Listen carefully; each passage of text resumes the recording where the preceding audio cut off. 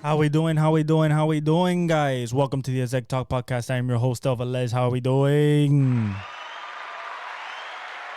We are officially done with the first Sunday of NFL football. And boy, takeaway number one of this weekend. People are rusty, okay? No preseason really affects people, really affects quarterbacks, okay? Really affects offensive line play. But we got some good games. We got some, I'm not going to say that we got, I'm not going to say that we didn't get some answers to the rookies and stuff like that, but week one is just very, wishy-washy with what you see from teams. Because, for example, we're going to talk about some teams that won that most likely will not be that good. And then we're going to talk about teams that lost that probably will be some type of good. Although this week is probably not that week. We're doing pretty well on our picks. So we're doing it spot on, except a couple of what I call placing a piece of turd on the football field. We saw a couple of those. We saw a couple of those from surprising teams, to be honest. But other than that, Joey Logano wins at Atlanta, the first playoff race. Kyle Larson crashed. Denny Hamlin crashed. I mean, a lot of people. Truex Jr. crashed. So a lot of championship hopefuls, did not finish very well. So what happens now is that the next cutoff is this weekend at the Glen, Watkins Glen road course. I expect SVG, AJ Allmendinger. I expect Kyle Larson to be extremely aggressive. Same thing with Martin Truex. Extremely aggressive to try to get in, because if you win, you automatically move on to the next round. If not, you have to get the points in order to move on. And for them crashing out, they didn't get no big points. So now they have to win in order to move on. If not, they get cut out of the 16. A Ford won, Logano. But, Chastain was up there. Bowman was up there. So Hendrick was up there most of the day, especially after Kyle Larson. Kyle Larson was in the front when he crashed. He was like fourth, and he came off a turn 2, and the car just snapped on him. And when I mean snap, I mean like at 180 miles an hour, he's turning left, and out of nowhere, car took a right straight into the wall. Really bizarre. Happens when you get loose, hit a bump, land back, shakes the car, you overcorrect, and you're hit the wall at 180. Thank God for the safety barrier. He was fine. He even said it on the radio. He was like, I don't know what happened. Do you know? Asking the crew chief. He's like, nope. And so they'll probably figure it out.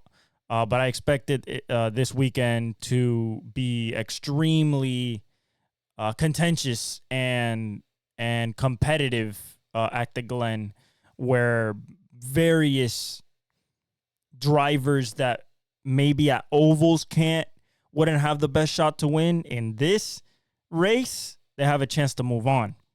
Guys like SVG, guys like AJ Allmendinger, but I'm really looking forward to Kyle Larson, Martin Truex Jr., Chase Elliott, the real Christopher Bell, the real, savants at the road course racing, along with SVG and AJ, and Daniel Suarez to be in the mix. Come Sunday. All right, let's get straight to it. NCAA. Big picture. NCAA. Texas looks like a champion. They look like they're going to be in the top 4, maybe number 1. Although Georgia's Carson Beck is playing really well. Quinn Ewers is going for a Heisman. Michigan's done. Yeah, I'm saying it right now, week 2. Michigan's done. That's it. Unless Warren and Orgy find a way to, and Sherrone Moore find a way to just basically, you have to replace 18 NFL draft picks. You're not going to do it. And you lost your quarterback, which is the biggest thing. I just don't see the passing game. I don't see the same running game. The defense is letting up too many yards. Quinn Ewers is playing well. Blue is running the ball really well. He got hurt and came back. But, I think overall Texas is one of those teams. Alabama is up and down right now. Jalen Milroe has a bunch of talent, but, he lost Isaiah Bond. He does have Prentice. If we go through the scores,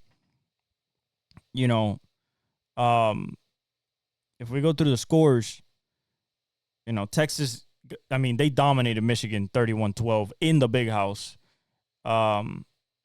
Georgia Tech loses against Kyle McCord in Syracuse, the former Ohio State QB. And then Northern Illinois beats Riley Leonard, Notre Dame, and Marcus Freeman in a game that I could just describe as highly disappointing for such a big program with so much history, so much hype coming in. And for you to get knocked off by Northern Illinois on a last-second 35-yard field goal is it's ridiculous to me, if you're asking me. But if we go through the scores of NCAA this week real quickly, just some things that to point out. So Texas beats Michigan 31-12. Penn State beats Bowling Green 34-27. That should have been close, but Adler, pulled through. Oklahoma State wins against Arkansas 39-31 in a backyard brawl, essentially. Kansas State beats Tulane 34-27 in a game that was highly contentious. Georgia destroys Tennessee Tech 48-3, expected. Northern Illinois beats Notre Dame. Utah beats Baylor 23-12. We thought Utah with Cam Rising would be more explosive and better. Not the case. Iowa State beats Iowa, number 21 Iowa 20-19 on a last-second field goal. Louisville beats Jacksonville State. Ole Miss beats Middle Tennessee State. Florida, Miami destroys FAMU, Florida A&M 56-9. Cam Ward just keeps doing what he's doing. Bama started off a little slow, but got to clicking against South Florida 42-16. Missouri beats Buffalo 38-0. Illinois beat Kansas 23-17. Surprising, if I do say so. I thought Jalen Daniels was gonna be pretty good, but they lost. Ohio State beat Western Michigan 56-0. Jeremiah Smith is another true freshman wide receiver freak phenom. They just, they got, Marvin leaves, they bring in another one. 6'3", 220, 4'4", 4'3" speed, just another animal. Just another absolute beast on the outside. One of these guys. One of these guys, One of these guys. This right here this is Michigan. You get rid of it. Your head coach leaves after a national championship, and you go right back to what you were with Rich Rod and all, just struggling. Tennessee destroys NC State 51-10. Hold up. I'm going to say Jesus Christ. Nico Ayamaleva. Leava. 276, 3 touchdowns, just destroys. NC State had no chance. LSU destroys Nichols 44-21. Oklahoma 16-12 against Houston. Very interesting. But they're number 15, so maybe that's a reason why. Clemson gets back on the winning column, 66-20 against Appalachian State. Oregon beats Boise State by 3 points. Very surprising. If we look at Dylan Gabriel, what he did, let's see. They're 2-0, so that's good. Ashton Genty, the guy that went for 200 plus and broke the Boise State record last week, he goes for 25 carries, 192 yards and 3 touchdowns and a long of 70. All right, so possibly this kid right here, he's a junior. He's going to the draft. He might be the number one. He might be one of those number one running backs we'd be talking about when draft comes around. Dylan Gabriel, 18 for 21, 243, 2 touchdowns, a QBR of 49.8. Yikes. That's not good. That's not good. If they want to fulfill that destiny of winning the championship, they got to play way better than that, especially defensively. Arizona beats North Arizona 22-10, and USC beats Utah State 48-0. Another shellacking by the Trojans, and this team just keeps looking better and better. Miller Moss, 221 for 30, 229, a touchdown. Let's see. Woody Marks went for 13 carries and 103 yards. Quentin Joyner went for 10 and 84. And then receiving-wise, Zachariah Branch went 4 for 19, so nothing to write home about there. Lake McCree went for 4 for 81. All right, so nobody cracked 100. Nobody even came close. But SC is supposed to be good. We'll see when they face like really, really good teams. So that's for college football. Something quick because we got to get to this NFL. Okay. Let's get to Ravens Chiefs. Chiefs, 27-20. Listen, this is very simple, okay? It's very simple. This is going to be my rundown, and then we're going to talk about things that happened.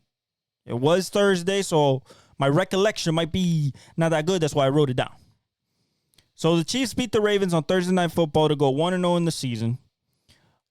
On a last-second review after Lamar drove down the Ravens with no timeouts with less than a minute left, he misses 2 TD throws, one to Zay, one to Isaiah Likely. Isaiah Likely almost gets hurt on the first one. And then the one to Zay, I mean, it doesn't get more wide open than that in the back of the end zone, okay? Then he throws to Isaiah Likely the third time. Isaiah catches it. By the way, Isaiah Likely had an incredible game, leading receiver for the Ravens.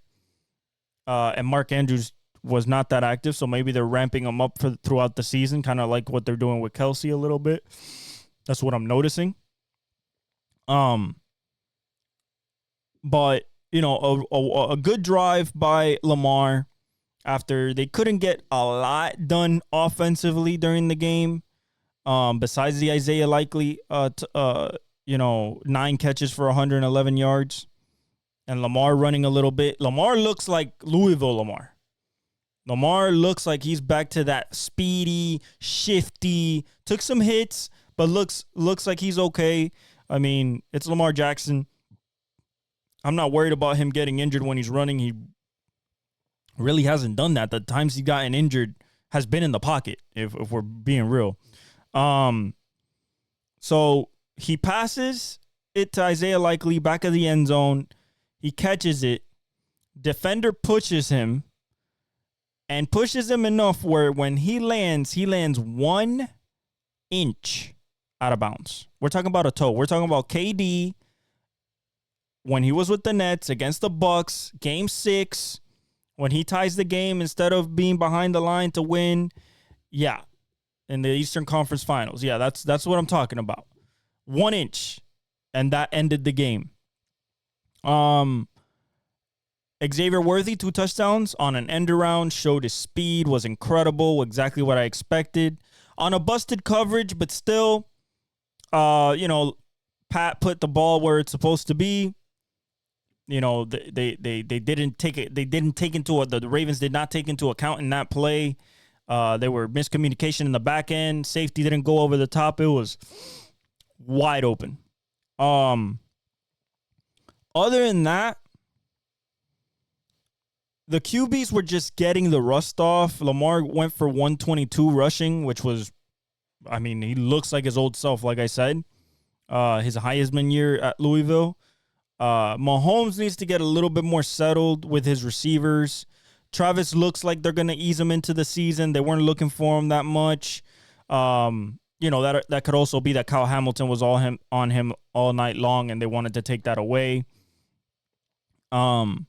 The guy that really showed out, and it was one route, an inside slant, basically inside, like I would call it like a ghost post. I mean, it's 2 steps and inside, but it's not a slant because he's not. It's a seam, inside seam. Was Rashee Rice? He got over 100 yards. He basically looked like their number 1 receiver, over 100 yards on the same play, probably 4 or 5 times over, broke some tackles. So he looks like he's going to be the number 1 when it comes to yak and when it comes to,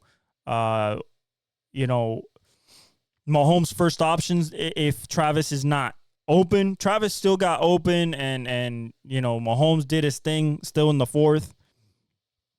Pacheco looks better than ever. Catching the ball out the backfield, still breaking tackles, still running hard. The offensive line is still playing good football up front for the run game. So they still look like the Chiefs.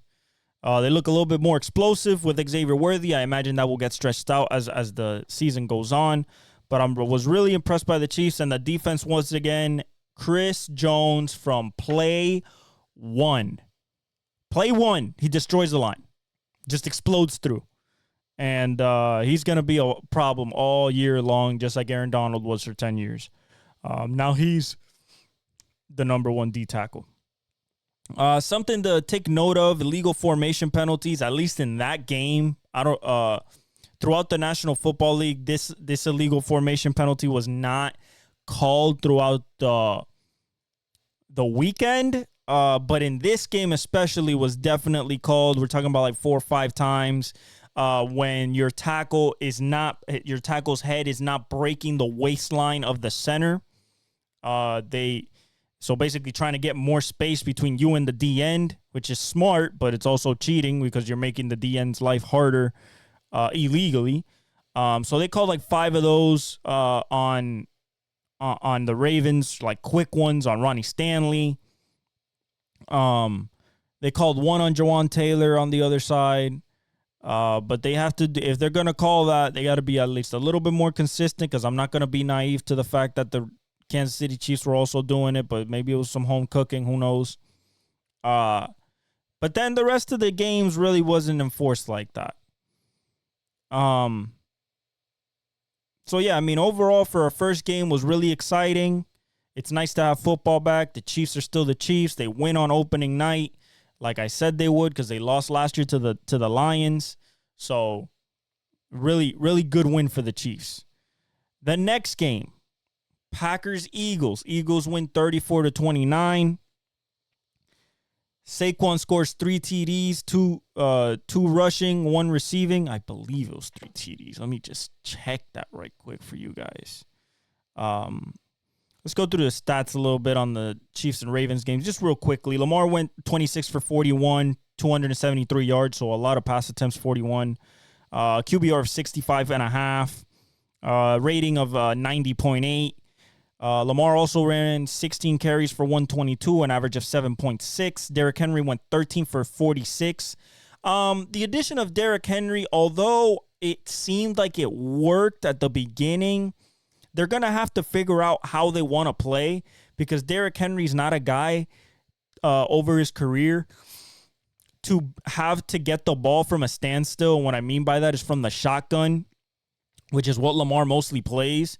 So I expect Harbaugh and that offensive, that offense to evolve into a little bit more out of the eye. So you give Derrick Henry the ability to see the line and see the blocks line up, where the linebackers are, because that's when he really gets ahead of steam and knows how to cut and stuff like that. Isaiah Likely went 9 for 111. Rashad Bateman went 2 for 53. Zay Flowers went 6 for 37, so not Six catches on 10 targets, but not a lot of yardage. And defense played well, but the Chiefs were just a little bit too much. Patrick Mahomes went 20 for 28, pretty efficient, 291. A QBR of 70, nothing crazy. A rating of 101.9. Isaiah Pacheco went 15 carries for 45 yards, but they were tough yards when they needed them. Kind of like what he did in the Super Bowl. And then Xavier Worthy did the one rush, his first touch, which was the end around for 21 yards and the touchdown. Rashee Rice went 7 catches for 103 and a long of 33 where he broke like 3 tackles on 9 targets. Xavier Worthy went 2 for 47 and a touchdown, a long of 35, which was the touchdown on 3 targets. And then Kelce 3 for 44 on 4 targets. I think they're just easing him in slowly. The defense played great. I expect the Chiefs to be very much in the Super Bowl picture. All right, Eagles-Packers. First of all, let's get Jordan Love out of the way. He will miss. Last thing we heard was a sprained MCL, 3 to 4 weeks. But supposedly, Adam Schefter said that it might be week to week. So we'll see. They said that Matt LaFleur said that Malik Willis, if Jordan can't go, Malik Willis will be the starting quarterback.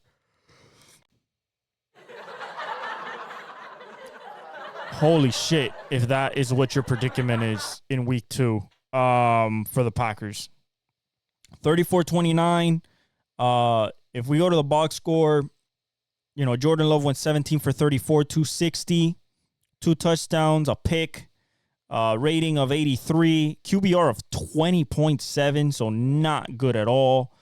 Josh Jacobs went 16 for 84, so pretty good day for him. Emmanuel Wilson, young kid, he went 4 for 46. Jaden Reed went 4 for 138. I think this is going to be their number one. I've been saying this since last year. I've seen this kid since Michigan State. I saw him in his rookie year last year. He just came onto the scene, and he just looks like the alpha of the group. He had a long of 70, 6 targets, 4 catches, 138, and a touchdown. Romeo Dobbs went 4 for 50. Tucker Kraft went 2 for 37. Christian Watson, 3 for 13. Luke Musgrave, 0 for 0. Nothing. The defense played pretty well. Jair Alexander got a pick. So did Xavier McKinney. But overall, expect more from this defense, allowing 34 points to the Eagles. If we go to the Eagles, the Jalen Hurts went 20 for 34, 278, 2 touchdowns and 2 picks. A QBR of 39.2, so not good at all either. 80.3 rating, not good at all. Saquon went 24 for 109, 2 touchdowns on the ground. So Saquon, with his best offensive line he's ever had in his career, what happens? Oh, he turns into this dude. He turns into that dude. That makes sense, right? That's what I said when they made the trade. When they signed him, I said, oh, now you're going to see Saquon be Saquon of Penn State. And that's exactly what we got on both sides. Jalen Hurts went 13 carries for 33 yards. A.J. Brown went 5 catches for 119 and a touchdown, a long of 67. Absolute bomb. Devontae Smith went 7 for 84. Dallas Goedert went 4 for 31. It was distributed. Saquon went 2 for 23 plus a touchdown. That was really nice, double covered, but Jalen Hurts put the ball where he needed to be, and a great catch by Saquon. The defense played good. Probably let up a little bit too much on the ground game, I would say. But when you're facing, on the passing game a little bit too, Quinyon Mitchell played pretty well, considering it was his first NFL game. C.J. Gardner-Johnson. I expect a little bit more from Nolan Smith. Jalen Carter played great. Jordan Davis played pretty well, stuffing the run and stuff like that. But Jalen Carter looked the part. Bryce Huff needs to do a little bit more for me. and just sure up the back end. Cooper DeJean didn't start. I'm not sure he played corner. He did run back a punt, I think. Not for a lot, but he played. But yeah, shout out to the Eagles on the march once again to a division title. All right, let's get to Sunday.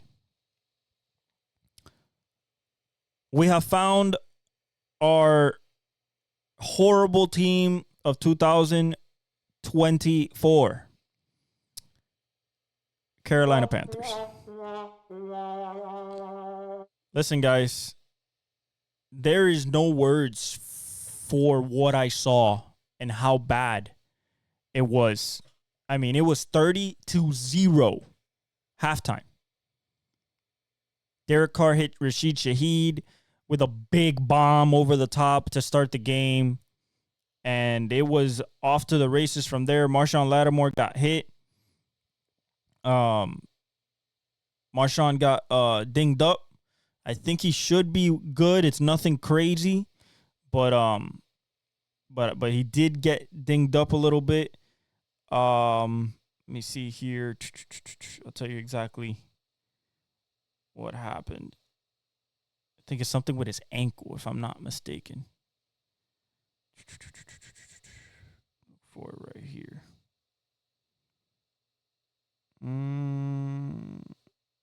There it is. Marshawn left hamstring injury. We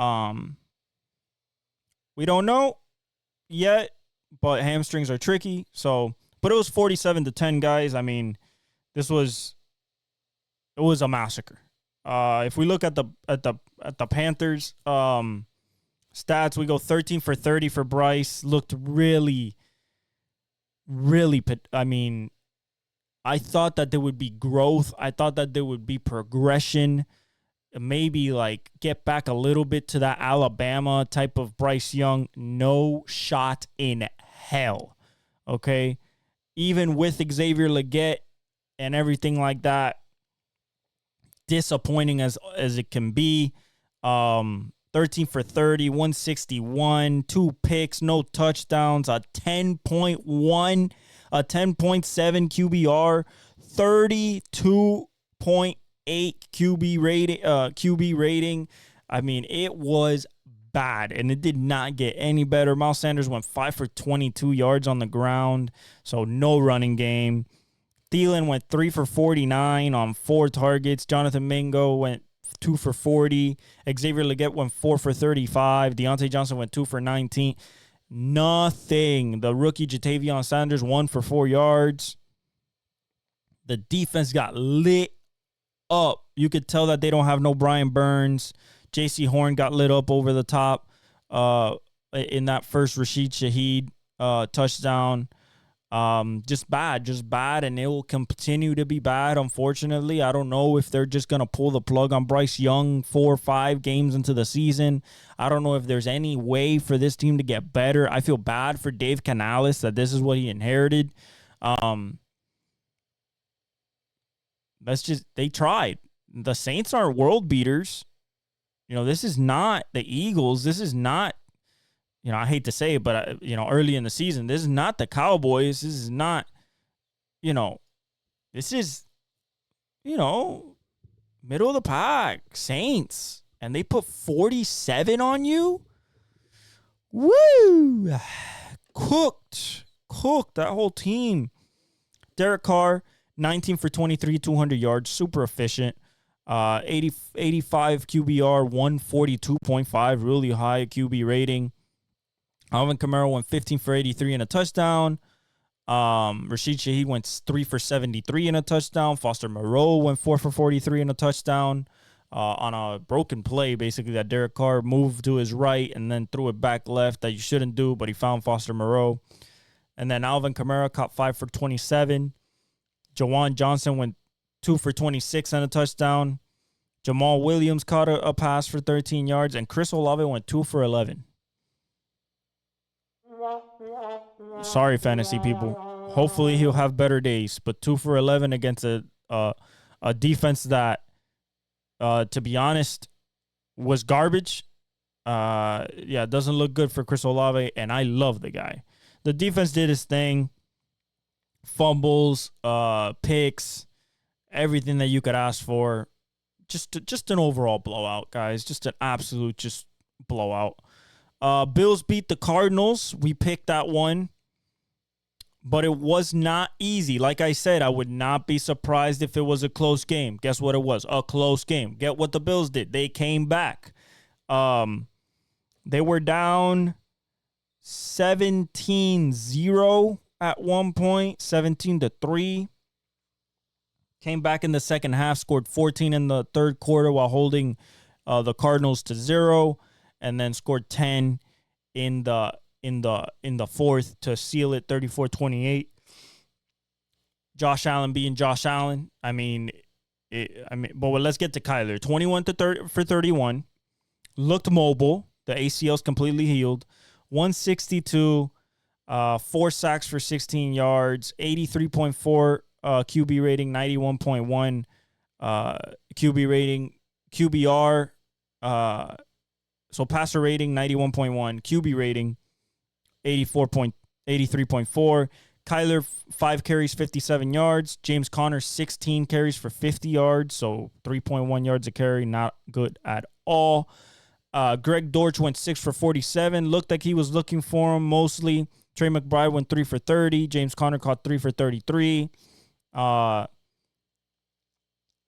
Harrison Jr., 3 targets, 1 catch, 4 yards, and he was open at the end of the game. We all seen the still shot, wide open, nobody around him, and Kyler was running around and didn't find him. Could have been the potential game-winning touchdown late in the game. For the Bills, they look like the Bills. A little bit of good, a lot of good, a little bit of bad. That's just how they are. Josh Allen went 18 for 23, 232.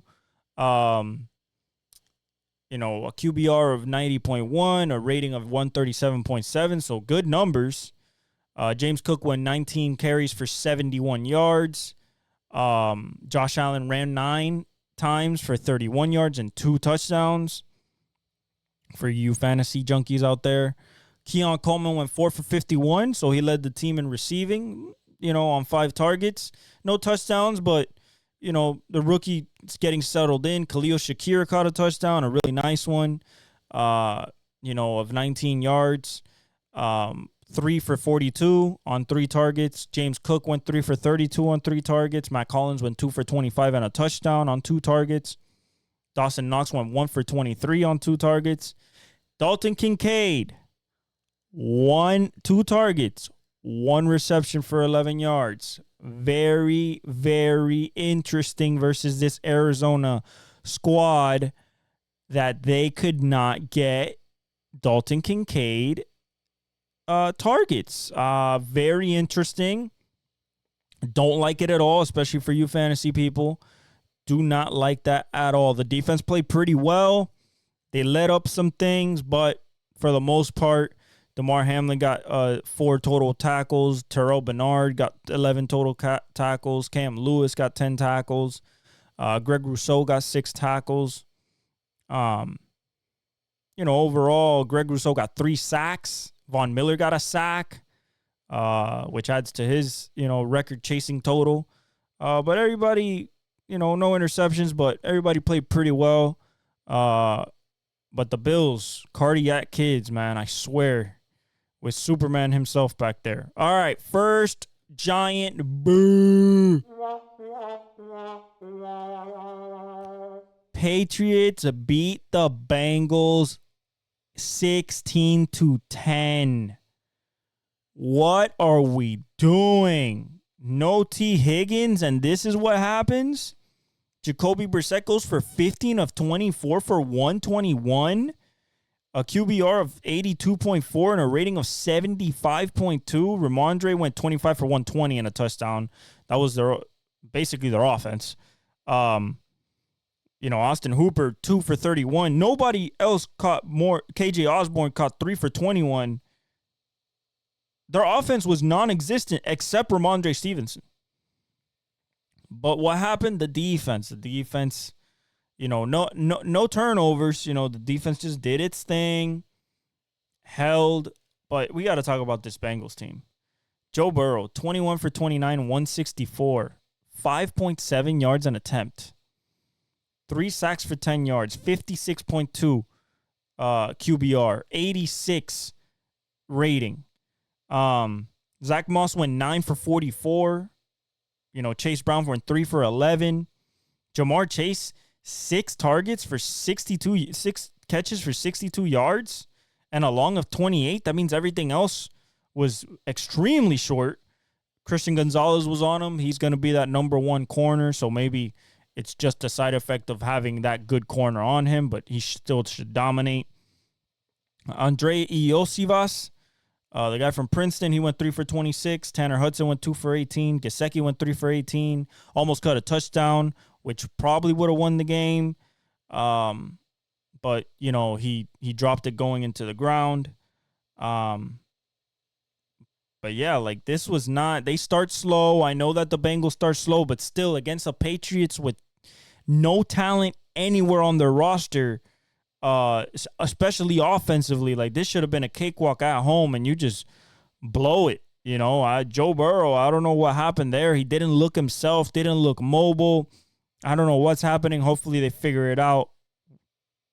Hopefully T. Higgins is not playing this upcoming week, so we'll see what happens. Vikings beat the Giants 28-6. Daniel Jones is horseshit. Doo-doo. Garbage pistache. Throw him away. He don't work. Go get Ryan Tannehill. Go get anybody else. Because if we go to the Giants right now, 22 for 42, 186 yards, no touchdowns, 2 picks, 5 sacks for 20 yards, a QBR of 17.4, a rating of 44.3, and the offense wasn't that good either. Devin Singletary went 10 carries for 37 yards. Malik Neighbors went 7 targets for 5 catches and 66 yards.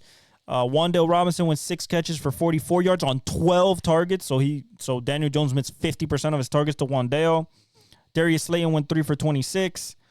Jalen Hyatt didn't even get a catch. He got 1 target. The defense couldn't hold on. They were out there too long. Yeah, this team, along with the Panthers, is going to be so sad. This is why I told fantasy managers, do not draft Malik Neighbors. It's not because of Malik. It's because of the quarterback play. And it was evident. Van Ginkel catches a crazy interception. He's rushing, jumps up, catches the ball into the end zone in a matter of 3 seconds. It was crazy. It left the announcers flabbergasted. If we go to the Vikings, very efficient offense, 19 for 24 for Sam Darnold, 208, nothing crazy. 79 QBR, 113.2 rating. Aaron Jones, new face in an old face in a new place. Aaron Jones went 14 for 94, really, really nice. Justin Jefferson got 6 targets, 4 catches for 59 yards and a touchdown. So he hasn't. They haven't really gotten there yet. Jordan Addison went 3 for 35. He got hurt a little bit in the middle of the game, but then he came back. He'll be available for week 2. Just an ankle. Other than that was it. Jalen Naylor caught a touchdown, a 21-yard touchdown late in the game. But that was it. The defense played well, but this is against the Giants, so what can you say really there? But yeah, I think that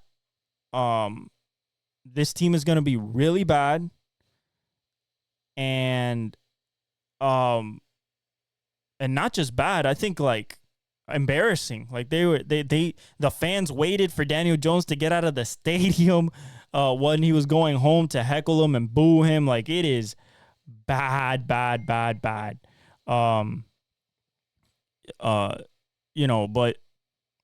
the Vikings, what I can say about the Vikings is that with Sam Darnold, and I said it before the game, and I said it when JJ got hurt. I believe in KOC. I believe in Kevin O'Connell in this offense. He did it with Kirk Cousins. He did it last year with Josh Dobbs and Nate Mullins. And, Sam Darnold has the talent, and he was efficient, 19 of 24. That's efficient football there. So shout out to the Vikings. Shout out to KOC. The Bears and Titans, 24-17. Titans had this in the bag until Will Levis decided to throw or attempt to throw a falling pitch while getting sacked. If he would have gotten sacked, he would have just lost like 2 yards and they could have lived for another down and still kept the lead. No, he throws it up in the air thinking he's going to get a completion. Tyreek Stevenson picks it off. Then the game was 17-17. And Tyreek Stevenson takes it to the house. Jonathan Owens, Simone Biles' husband, gets a touchdown off a blocked punt. If we go to Will Levis, 19 for 32, 127, 1 touchdown, 2 picks, 3 sacks for 23 yards, 31.1 QBR, 52.5 rating. Tony Pollard went 16 for 82, so pretty good. They didn't use Tajay Spears, 4 carries for 21 yards. Calvin Ridley went 3 for 50 on 7 targets. Tyler Boyd went 3 for 18 on 5 targets. Chiga Okonkwo caught a touchdown, but he was 2 for 15 on 2 targets. And DeAndre Hopkins got 1 target, 1 catch, 8 yards. The defense played pretty well. Kept them in the game. Actually, was winning them the game. But, Levis fumbled. Julius Chestnut fumbled. And, I thought this Titans team would be better with the weapons and Will Levis. So far, not so much. Tavondre Sweat looked great. So did Jeffrey Simmons. Arden Key, Sebastian Joseph Day, L'Jarius Sneed, they all look good. But this offense needs to figure it out. For the Bears, although they won, Caleb, in his first NFL start, 14 of 29, 93 yards, 3.2 yards an attempt, 2 sacks for minus 29 yards, a QBR of 22.2. Ugh. A rating of 55.7.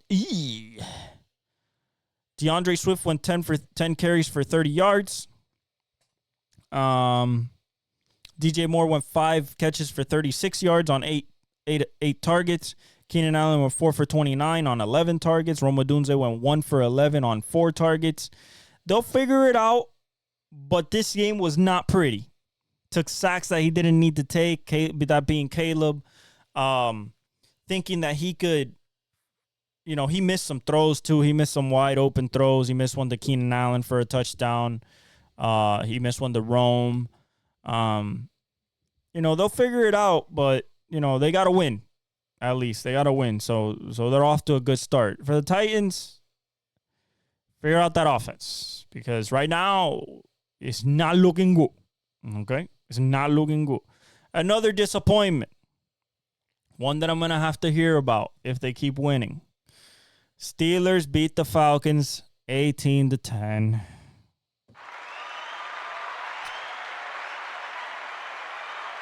Those 18 points came on 6 field goals by Chris Boswell and 3 from 50 plus. I think first kicker to do that in a long time, and then it got done again by Kaimi Fairbairn with the Texans.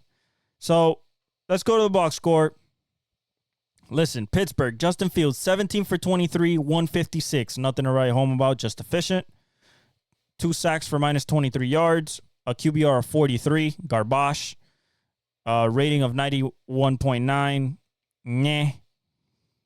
Najee Harris went 20 carries for 70 yards. Mr. 3.5 yards a carry. Justin Fields ran 14 times for 57 yards for 4.1 yards a carry. George Pickens went 6 catches for 85 yards on 7 targets and a long of 40. So in reality, you take that 40 out, he went 5 catches for 45 yards. So let's not get crazy about, oh my God, he looks so great and everything. Guys, 1 catch for 40. Made that 85 yards. Everything else was short. Okay? I love George Pickens, but let's not, oh my God, he looks so great. Everything, this catch and everything. Yes, the catches were great, but like the quarterback play is not out there for his type of talent, Pat Freiermuth on 4 targets, went 4 for 27. Jaylen Warren went 2 for 13. That was pretty much it. The defense, I told you it was TJ Watt and pray, and that's exactly what this team is. It is TJ Watt and pray. You know how I can say this is TJ Watt and pray? Because you did not score a touchdown. You did not score a touchdown. You were in the red zone 3 times, failed. Penalties, sacks, incomplete passes. Not efficient at all. This is not going to get it done against the big boys, against your Ravens. It's just not. It's not going to get it done. It's not going to get it done. Shout out to Minka. Shout out to Alex Highsmith. Shout out to TJ Watt. He got 1 sack. He should have had 3, but 2 of them got called back. Peyton Wilson played well. Joey Porter Jr., Patrick Queen in his new place played well. Keanu Benton, Nick Herbig played well, but don't get all enamored by what you saw. Because I'm sure deep down inside, that this is not going to get it done. This is going to be 9-8 again. Maybe make the playoffs, maybe not. Same thing. And that's not what you guys want. The reason I'm so hard on you guys is because you guys judge yourselves hard. You're the ones that want to say, no, we got 6 championships. We're Pittsburgh, the Steel Curtain, Big Ben. All that is over. It's done. Finish. It's time to face reality. You guys are a middle-of-the-pack team that survives on your defense. You have no quarterback play. Even with Russell Wilson, which got hurt, and it's a calf injury, could be an Achilles. Listen, either way, whether he starts on Sunday or not, it is going to be very tough for this offense to continuously move the ball down the field and get touchdowns, not field goals, get touchdowns because of the inefficiency in the offense, especially at the quarterback position. You ran for 20 carries and 70 yards, 41 carries for 137 yards. You ran for 3.3 yards a carry. That is not good, okay? If we go to the Falcons, it's not any prettier. Kirk Cousins, 16 for 26. Rusty, 155. A touchdown, 2 interceptions. Horrible interceptions. 2 sacks for minus 18 yards, 29.2 QBR, 59 rating. Bijan went 18 for 68. 18 carries for Bijan. I like it. Open up more holes. They were facing the Pittsburgh defense, so I'm going to give them a pass on that. Tyler Algier only took 3 carries, which is what I like. Bijan should be the bell cow. But the leading receiver was not Kyle Pitts. It was not Darnell Mooney. It was not Drake London. It wasn't even Bijan. It was Ray McCloud. So we still have the symptom of throwing to our 3rd or 4th best receiver. Incredible. Even with Arthur Smith in another place. Actually facing Arthur Smith on the other side for the Steelers. 4 for 52 for Ray on 7 targets. Bijan went 4 for 43 on 5 targets. Kyle Pitts went 3 for 26 and a touchdown, a wide open touchdown on 3 targets. Darnell Mooney went 1 for 15 on 3 targets. Drake London went 2 for 15 on 3 targets. I expected this to be a lot more in the coming weeks. There's no way that with Kirk Cousins, this offense is still the same thing that it was last year. I refuse to believe that. But shout out to the Steelers, 1-0. You move forward with a win. Now, are you going to start Justin Fields? Or are you going to start Russell Wilson? Who knows? But right now, you're 1-0, so good job. Dolphins, Jaguars. Boy, was that close. 52 yards. Thank you, Jason Sanders. Did not start off well. We were down 17-3. It was about to be 24-3. And thank God for Javon Holland hitting Ayuk, hitting Etienne, while he was at the 2-yard line, the 1-yard line, put a punch right through the football. And Kader Kohu recovered it in the end zone. And then we got to cooking the next play. We hit Tyreek on an 80-yard bomb. Outruns everybody. Crossing route. Just outruns the defense. Gets into the end zone. In an homage to what happened earlier that morning. Heading to the stadium. Puts his hands behind his back as if he's arrested. And then Jalen Waddle stands behind him and walks him like as if he's a officer. I don't know what happened there, guys. I don't know if some cops got prideful or envious or said, oh, today's my day.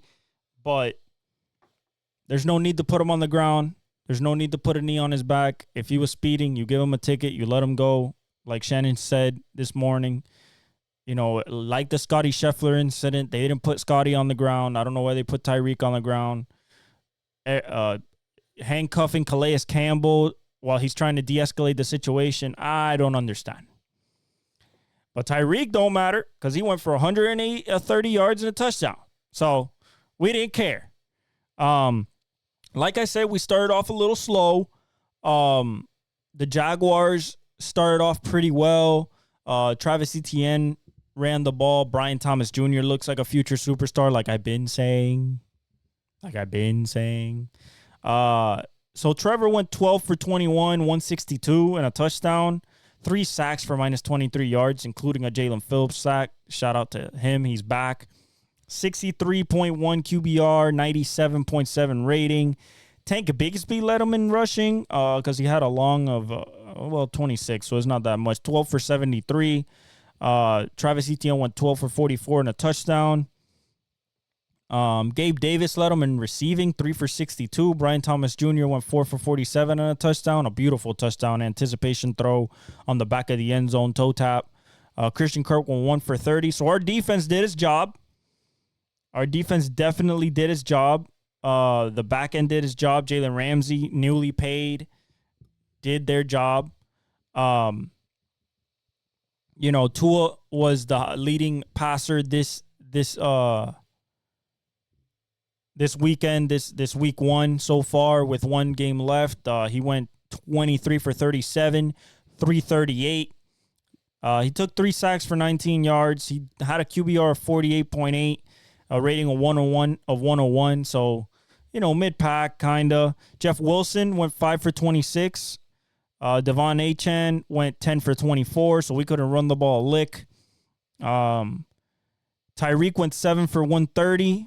And a touchdown, the long of 80 on 12 targets. Jalen Waddle went 5 for 109, so we're back to over 100 yards for the both of them on 5 targets with a long of 63, another bomb. And Devon Achane went 7 for 76 on 7 targets. So shout out to Devon Achane out the backfield. We're going to use him a lot like that. The defense played really well considering Emmanuel Agba got a sack. We just added him again to the thing because we didn't have no edge rushers. Jalen Ramsey played well. Zach Sealer played well on the inside. Javon Holland, like I said, the strip. Jalen Phillips played really well. He got a sack. So he's only gonna get better. So I'm really, really encouraged. Jordan Poyer played pretty good. So I'm really, really encouraged about what I see. And let's keep it going. For the Jaguars, I don't know if it's the defense. I don't know. Tyson Campbell now is hurt, and he's out for a little bit. They're starting corner. So I don't know. I don't know why they can't find Evan Ingram. I don't know why they can't, why Trevor can't find Brian Thomas Jr. more, Christian Kirk more. But it's week 1. We got to remember it's week 1. This is rusty. The The defenses usually are better in week 1. So, by the way, the dynamic kickoff, that shit works. Ask the Cardinals, and DJ Dallas. Shout out to UM. They brought it back the first time ever, 96 yards against the Bills. All right, Texans Colts. What a shootout by two young superstar quarterbacks.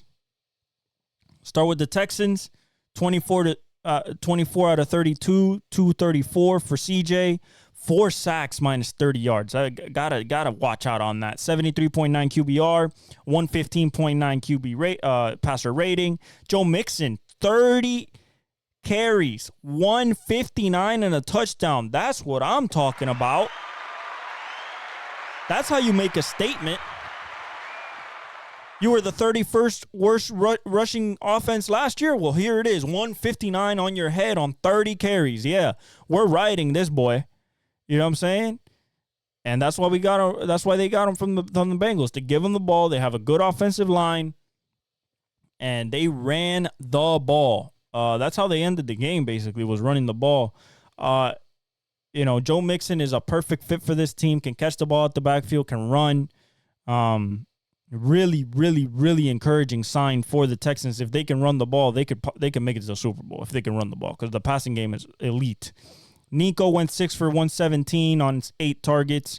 Tank Dell went 3 for 40 on 7 targets. Stephon Diggs caught 2 touchdowns, 6 for 33, 2 touchdowns on 6 targets.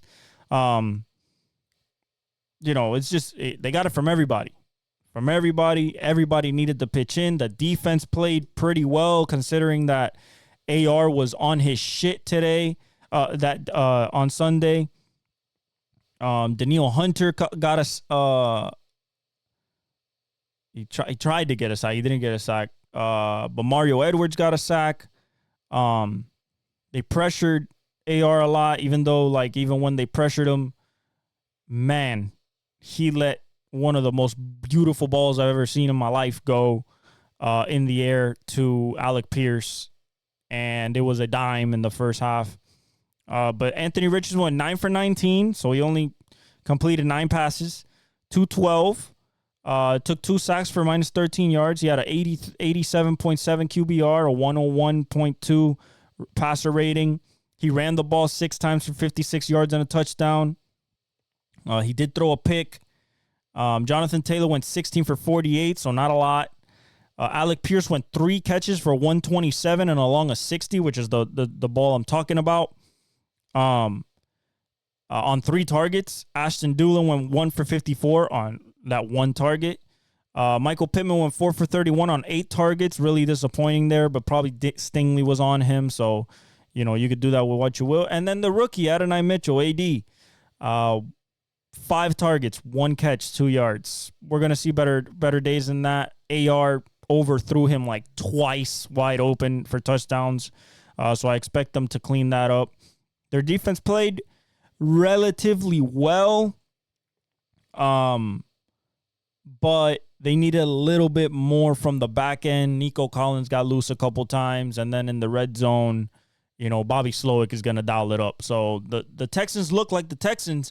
Encouraging signs for the Indianapolis Colts. Very encouraging signs from the Indianapolis Colts. Raiders, Chargers, 22-10. We knew what was going to happen here. Gardner Minshew versus Justin Herbert. Took a little time, but the Chargers started to, do their thing. Gardner Minshew went 25 for 33, 257, 4 sacks for minus 32 yards, a 29.8 QBR, a 95.1 passer rating. Zamir White went 13 for 44, not a lot. Alexander Madison went 5 for 19, not a lot. Jacoby Myers went 3 for 61. Devontae Adams went 5 for 59 on 3 and 6 targets respectively. Brock Bowers went 6 for 58 on 8 targets. Alexander Madison went 4 for 43 on 6 targets. But other than that, there was nothing at all for this offense. Max Crosby got a sack. Christian Wilkins did really well inside on his debut. they have a dominant inside, but their outside is questionable, if we say the least. They had a fight. Jack Jones got thrown out. I mean, it was a mess. Okay. And then for the Chargers, 22 points, what we expected from a Harbaugh type of games, really mucky it up. Justin Herbert, nothing special. 17 of 26, 144, 31.8 QBR, 92.5 rating. J.K. Dobbins, the former Ohio State Buckeye, showing out. 10 carries, 135, and a touchdown along of 61. Gus Edwards went 11 for 26. Ladd McConkey, two-time national champion at Georgia, 5 for 39 on 7 targets. Quentin Johnston caught a couple balls. Surprise, surprise. 5 targets, three catches for 38 yards. Hayden Hurst went 2 for 33, so they didn't pass the ball at all. I mean, Joshua Palmer went 2 for 15. It was very dink and dunk. It was not a lot of down the field passing. Their defense played pretty well. Khalil Mack got a fumble recovery. Joey Bosa got a sack. Khalil Mack also got a sack, I believe. I'm looking for it actually here. Yeah, he got 1.5 sacks. So they played pretty well. The back end played pretty well, but this is against the Raiders, so there's nothing to write home about. Harbaugh gets another win in his debut as the Chargers coach. I expect the offense to be better, but they have no talent on the outside. I mean, they really don't have a number one. I expect Ladd McConkey to try to take that role. If not, Quentin Johnston better catch the ball to try to take that role, but he's more like a deep threat now. Joshua Palmer is the guy that maybe can take that role, but we'll see. But it was kind of sloppy and everything, but that's exactly how Harbaugh wants it. So shout out to the Chargers. The Seahawks beat the Broncos 26-20 in an exciting game. Bo Nix goes 26 for 42 in his debut, 138, 2 picks, no touchdowns, QBR of 30.1. Passer rating of 47.5, so, ugly. Ran the ball for 35 yards on 5 carries. Jaleel McLaughlin led them in rushing at the running back position, 10 carries for 27 yards, so nothing at all. They ran for 99 yards on 25 carries. Not good. Josh Reynolds went 5 receptions for 45 yards on 8 targets. Devon Vele, the rookie from Utah, he went 8 for 39 on 8 targets.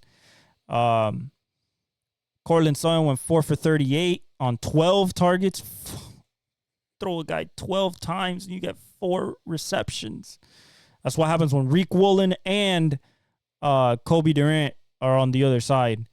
Kobe Bryant are on the other side, and Devin Witherspoon. Just not a lot to write home about. The defense played relatively well. Jonathan Cooper got two sacks. But other than that, Alex Singleton got a pick. But other than that, that was it. Nothing to write home about. Sean hasn't really opened the playbook yet. The receivers, at least against the Seattle defense, couldn't get that much separation. Cortland Sutton, Josh Reynolds, just couldn't get that type of separation to try to make big plays. I think it'll be better, but for his first game, he showed me some things. I believe that there's a future there. For the Seahawks, Geno went 18 for 25, 171. I mean, look at these numbers by these quarterbacks. Like, under 200 yards is incredible. That's how you know they're rusty. QBR of 70.9, a passer rating of 87.2. Kenneth Walker went 20 for 103, and they won it on Kenneth Walker's back and a touchdown. They literally won it on Kenneth Walker's back at the end. They just gave it to him and let the line and just ran outside and let his speed and physicality just take him home.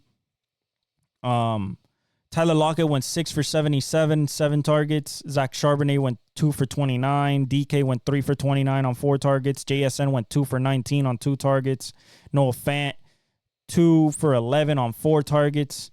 So not a lot in the passing game at all. But D. Williams caused the fumble. Jerome Baker recovered a fumble. You had 10 tackles by Julian Love. Tyrell Dotson had 10 tackles, 12 tackles by Julian Love. Devin Witherspoon had 7 tackles. A sack by Boye Mafe. A sack by Derek Hall. Byron Murphy had 2 tackles and 1 solo tackle, so he'll get better. I think he'll start pressuring people as the season goes on. But Rick Woolen caught an interception. Julian Love caught the other one.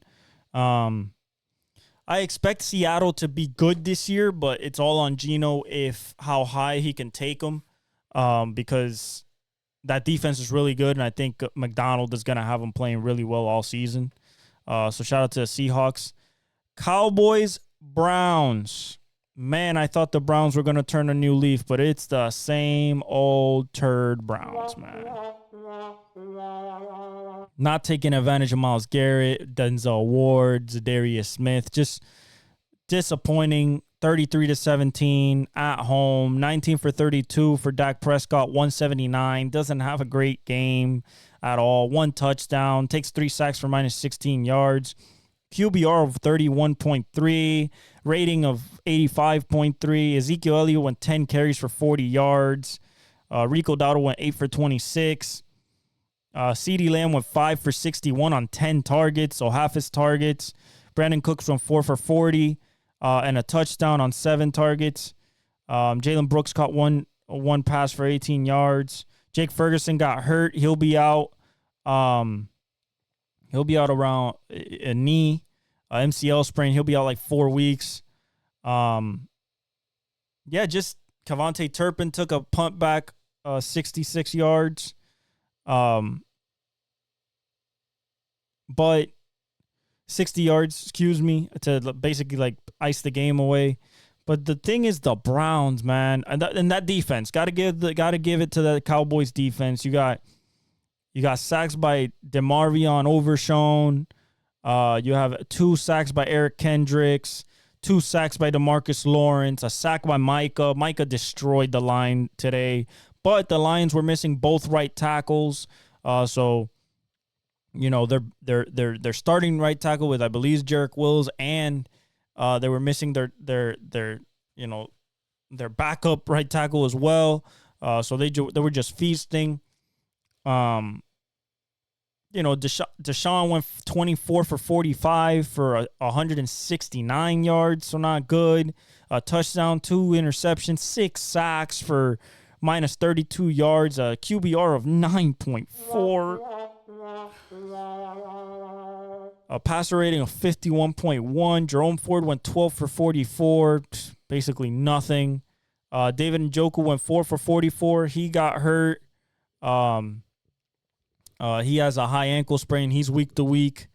But it's not believed to be one of the bad ones, a grade 2 or 3, where which is bad and out for 6 or 8 weeks, or surgery. Jordan Akins, 3 for 27.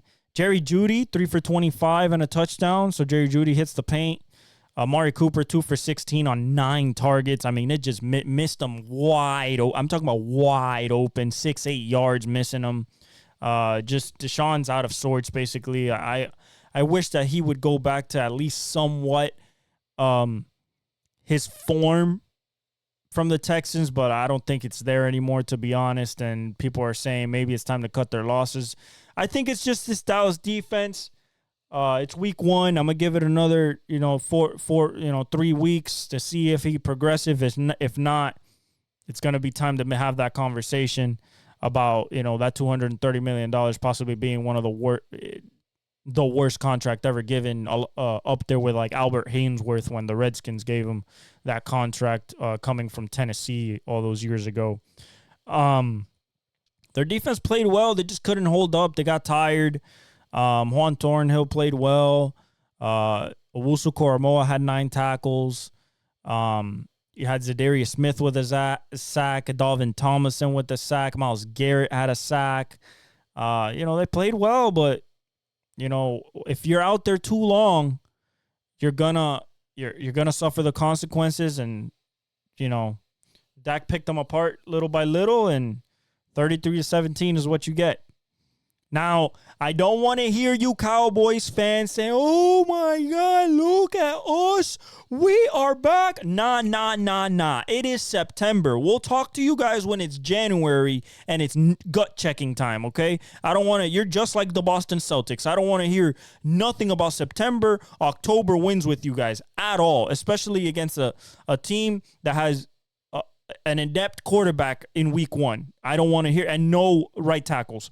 I don't want to hear it. I don't want to hear it.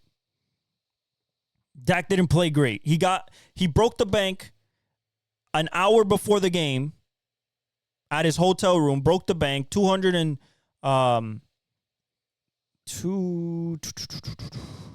want to get the exact numbers. I know it's $60 million a year, which is what people predicted and everything. I don't think most people think that they don't deserve it. I tend to agree. But they gave, by the way, Derek Brown, the DT for the Panthers, believed to have suffered a season-ending knee injury, unfortunately.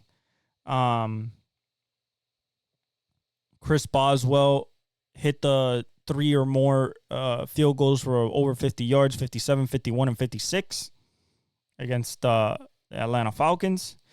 All right, so the new leader in highest-paid quarterbacks is Dak at $60 million a year. Joe Burrow's at $55. And it was a $240 million 4-year contract extension with $231 million guaranteed. That puts him $1 million over the fully guaranteed contract of Deshaun Watson. And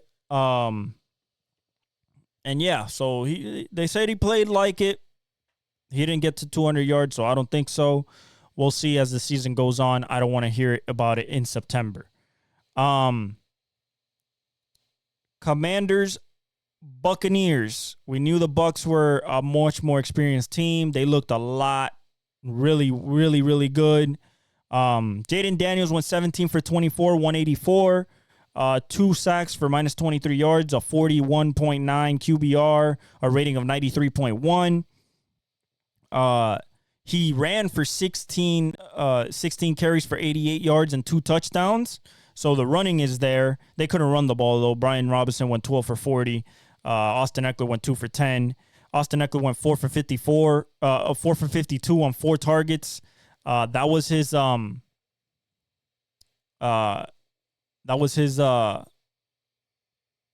his debut and their leading receiver, which is surprising. Brian Robinson Jr. went 3 for 49, so their 2 running backs were their leading receivers. Zach Ertz went 3 for 28 on 4 targets. Luke McCaffrey went 3 for 18 on 3 targets. Terry McLaurin, 2 for 17 on 4 targets. That's very, very, very concerning. You have to get your number 1 receiver involved. Jaden Daniels fumbled the ball 3 times. He lost 1.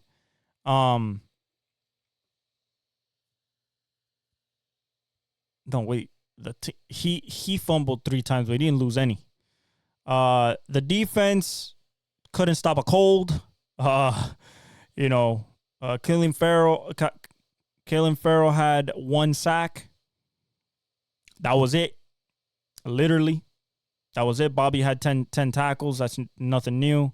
And then for the Bucs, they looked really well. Baker went 24 for 30, super efficient, 289, 4 touchdowns, no picks, 86.1 QBR, a 146.4 passer rating, really, really good. Bucky Irving, the rookie out of Oregon, 9 carries for 62 yards. I think that kid is going to eventually take over as the number 1. Rashad White went 15 for 31, so not much. Chris Godwin went 8 for 83 on 8 targets. Rashad White went 6 for 75 on 6 targets. And Mike Evans went 5 for 71 with 2 touchdowns on 6 targets. Godwin caught a touchdown as well. A beautiful touchdown by Mike Evans, the first one, fighting with Benjamin St. Juste and just late hands. Beautiful ball by Baker. Just the future Hall of Famer doing it. once again. The defense played pretty well. You had Servochea Dennis with a sack. You had Joe Tryon-Shoyinka with a sack and a forced fumble. They played pretty well. We just got to see them later in the season against better competition. But right now they look pretty well. They said that Super Bowl is what they're looking for, but gotta hold off on that. And then finally, Rams-Lions. Lions win in overtime with Montgomery just literally, it is give the ball to Montgomery, give the ball to Montgomery, give the ball to Montgomery the whole overtime. And that's how they won. They were controlling the game relatively, and then Matthew Stafford woke up. He went 34 for 49 for 317, a touchdown and a pick, 63.3 QBR, a rating of 85.2. Kyron Williams with 18 for 50, so not that efficient. Cooper Kupp, 14 receptions on 21 targets for 110 yards. He led the league in targets by a mile. The next closest was Tyreek with 12. Tyler Johnson he caught a touchdown as well. Tyler Johnson went 5 for 79 on 7 targets. Colby Parkinson went 4 for 47. Puka Nacua got hurt. He's on IR, so he'll miss at least 4 weeks with a knee injury, the same knee that was bothering him in training camp. The team played well. They just ran up against a team that is a likely Super Bowl contender. Not likely, but can reach the Super Bowl for sure. Their defense played pretty well. For the first time, not having Aaron Donald. Jared Verse got his first sack as a rookie. Byron Young got a sack. They played really relatively well. John Johnson got an interception. But the Lions just did too much. Jared Goff, 18 of 28, 217, nothing crazy, a touchdown, a pick, 38.4 QBR, 85 passer rating. David Montgomery went 17 for 91 and a touchdown, which was the last one of the game. Jahmyr Gibbs went 11 for 40. They really didn't give him the ball that much. Jameson Williams, come out party finally for the former Alabama superstar. 5 catches, 121 yards, along a 52, which he outran people on 9 targets. Sam Laporta went 4 for 45 on 5 targets. Jahmyr Gibbs went 4 for 34 on 6 targets. And Amon-Ra St. Brown, 3 for 13 on 6 targets.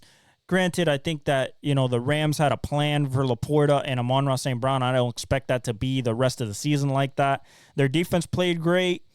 You had Brian Branch with a sack. You had Jack Campbell with a sack. Kyle Pico with a sack. Aiden Hutchinson with the sack as well, but he was eating up people just like TJ Watt and Michael Parsons were doing earlier in the day. Carlton Davis played well. Terrion Arnold, the rookie out of Alabama, played well. That team looks very dangerous. Very, very, very dangerous. Marcus Davenport got half a sack. Kirby Joseph got a pick. They look very, very, very dangerous, and I like them. I like those Lions. All right, that was your rundown. We have the 49ers and the Jets today. We know we're going 49ers. I expect I just trust Brock Purdy, Kyle Shanahan, Brandon Ayuk, Debo, Trent Williams, George Kittle, Debo, that they've done it before, more than a guy that's coming off an Achilles injury, an unproven offensive line. Garrett Wilson, Breece Hall, yes. Mike Williams, yes. Great defense, yes. But I think that defense is going to get worn down in the later stages of the game because they're going to be out there so long. I don't see Aaron Rodgers just lighting up this 49ers defense. I think they're going to get after him, especially Nick Bosa. I expect it to be not a close game, but I don't expect it to be a blowout either. Maybe something in like the 7-10 range. The line is at 3.5 right now for the San Francisco at home. That's basically the hometown discount. So I'm going 49ers. Okay, we're going 49ers in this one. And then to finish it off, we got the final stretch of baseball. We have the Yankees and Orioles, half a game between them for that number 1 AL East. Cleveland, 2.5 games up on KC for that number 1 in the Central. KC's coming on strong lately. They've won 4 in a row. Houston's 4.5 games up on Seattle. I think that's pretty singed up. Philadelphia has 7 games on the Mets. Atlanta falls under the Mets for the first time in the season. Philly got that, though. Milwaukee's 9 games up on the Cubs, so that's done. And then the Dodgers are 6 games up on the Padres and 6.5 games up on Arizona. I think they just have eked it out fully for that to have the number 1 the win in the NL West. Baltimore has a clear lead on the for the first spot in the wild card. Don't got to worry about them. KC has a 2.5 game lead over Minnesota. Detroit is 3.5 games back, Minnesota, and Seattle's 3.5 games back, and Boston's 4 games back. That's about the cutoff line right there. Detroit can make that push with Tarek Skubal and Kerry Carpenter and Riley Green and Cole Keefe and that whole lineup that they have with young rookies and second-year players. But right now, I think Minnesota has just a little bit on that 3.5 up. I think they have just enough. San Diego has 2 up on the Arizona Cardinals, who have 1.5 up on the Mets.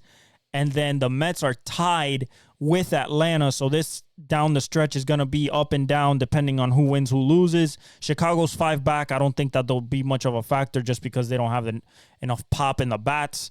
And Seattle 6 back. I don't think that they can do that either. The stats. Bobby Witt came down from his torrid pace. He's at 336, still leading the league. Vlad is at 324. Aaron Judge is at 321. Luis Arias is still at 315. Jordan Alvarez is at 311. Shohei has dropped. He's at 291, so he's still in the 290s, but he's dropped. Jose Altuve is at 301. Marcell Ozuna's over 300 still. Home runs, Aaron Judge is stuck at 51. Ohtani hit his 46th yesterday. Anthony Santander's at 39. Juan Soto's at 38. Osuna's at 37. Gunnar Henderson's at 36. He's been hitting them the last few games. But like I said, I think the MVPs are done. It's Judge. It's Ohtani. Don't tell me about Francisco Lindor. If he can't put him in the playoffs, I don't think that he'll have a chance. RBIs, Aaron Judge has 125. J-Ram has 106. Adames has 101. Ohtani has 101. So 50, 100 season for Ohtani possibly. And then I believe Bobby needs 1 more. Yeah, 98 RBIs, 2 more to get to 100 for Bobby Witt. I think he'll get that either today or tomorrow. I think that his... No CMC tonight. Oh, big news just came down. Calf Achilles, limited in practice this past week. Christian McCaffrey will not start. He will not play for the 49ers tonight. All right, that doesn't change my pick, but it's a very interesting development. It doesn't change my pick, but it's a very interesting development. That means Debo's going to have more of a load.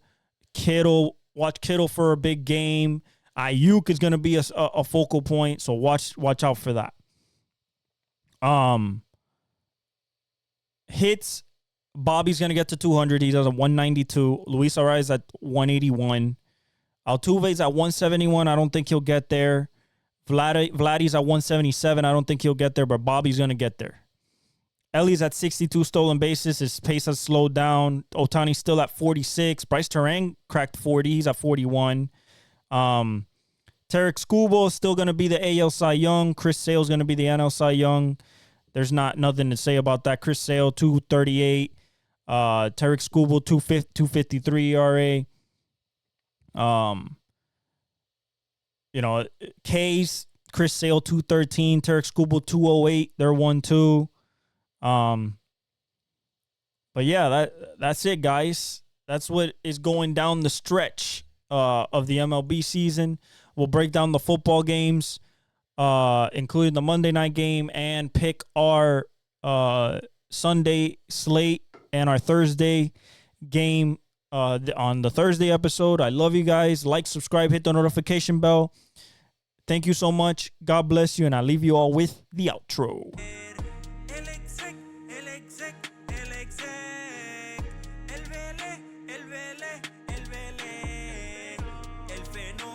Que todos quieren ser el chamaquito que no pueden entender.